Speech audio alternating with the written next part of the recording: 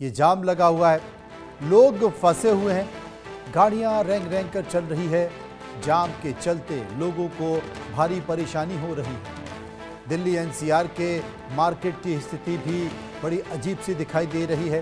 हालांकि ये कोई नई बात नहीं है। जब भी त्यौहार होता है, बड़ा त्यौहार होता है, खासकर दीपावली का त्यौहार होता है, उस समय दिल्ली की सड़कों पर ऐसे ही जाम लगता है। ये जाम पिछली दीपावली पर ही लगा था, लेकिन अब दिल्ली में गाड़ियों की संख्या बढ़ती जा रही है और गाड़ियों की बढ़ती हुई खरीदारी को देखकर, गाड़ियों की बढ़ती हुई संख्या को देखकर हालत और भी ज़्यादा खराब हो चुके हैं। अगर आप दिल्ली एनसीआर के आसपास निकल जाएं तो बहुत बुरी हालत है। दिल्ली से गुड़गांव के रास्ते, गुड़गांव से दिल्ली के रास्ते यही हालत है।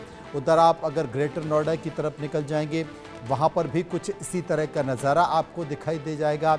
अगर आप गाज़ियाबाद की तरफ निकल जाएंगे, वहाँ पर भी लंबा लंबा जाम लगा हुआ है। ये स्थिति दिल्ली एनसीआर के चारों तरफ बनी हुई है। दिल्ली एनसीआर की जो मार्केट्स हैं, जहाँ पर खरीदारी होती है, धनतेरस में वहाँ पर गंभीर जाम लगा हुआ है। दिल्ली से संभव शर्मा की रिपोर्ट देखिए। नमस्कार, इंडिया न्यूज़ में आपका स्वागत है। मैं हूं संभव शर्मा। इस वक्त मैं आईटीओ पर मौजूद हूं। धनतेरस की ये शाम और ट्रैफिक व्यवस्था की बात की जाए तो मैं वीडियो जर्नलिस्ट वरुण से कहूंगा सीधे पैन करके कैमरा दिखाएं। ये एक तरह से सेंट्रल ट्रैफिक कंट्रोल यहाँ पर से किया जाता है। ये एक तरफ नोएडा के लिए रास्ता जाता है, दूसरी तरफ पुरानी दिल्ली, और मेरे सीधे हाथ पे सुप्रीम कोर्ट है और उसके बाद अंदर दिल्ली के अंदर जो लुटियंस जोन कहा जाता है वहाँ के लिए रास्ता जाता है।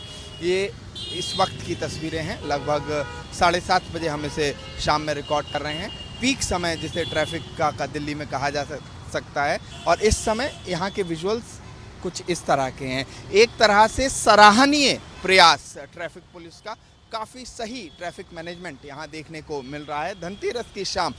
क्योंकि पिछले 3-4-5 दिनों से लगातार खबरें जो आ रही थी, जो हम दिखा रहे थे, रिपोर्ट कर रहे थे, वो यही रिपोर्ट कर रहे थे और जो हम देख रहे थे कि पूरे रोड्स चोक्ड हैं। क्योंकि यही रास्ता है जो अक्षरधाम को कनेक्ट करता है, जहां लंबी ट्रैफिक लाइंस दिख रही थी, और दूसरी तरफ यही रास्ता मेरठ एक्सप्रेसवे को भी कनेक्ट करता है, NH-24 को, और आगे वो रास्ता आगे के लिए निकल जाता है, हापुड़ के लिए निकल जाता है। तो ये एक तरह से दिल्ली का कहा जाए कि हर्ट है।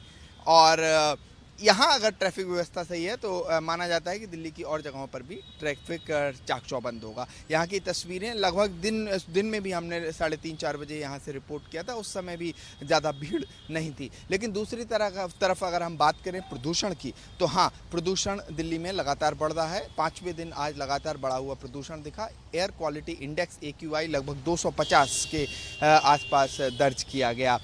ITO में भी लगभग जो एयर क्वालिटी थी वो खराब ही कैटेगरी में थी। और अगर एयर क्वालिटी की बात की जाए तो उसमें ट्रैफिक मैनेजमेंट का बहुत बड़ा रोल होता है। और यहाँ चूँकि ट्रैफिक मैनेजमेंट बेहतर देखने को मिल रहा है, तो उम्मीद है कि हो सकता है कि जो एयर क्वालिटी या हवा की गुणवत्ता है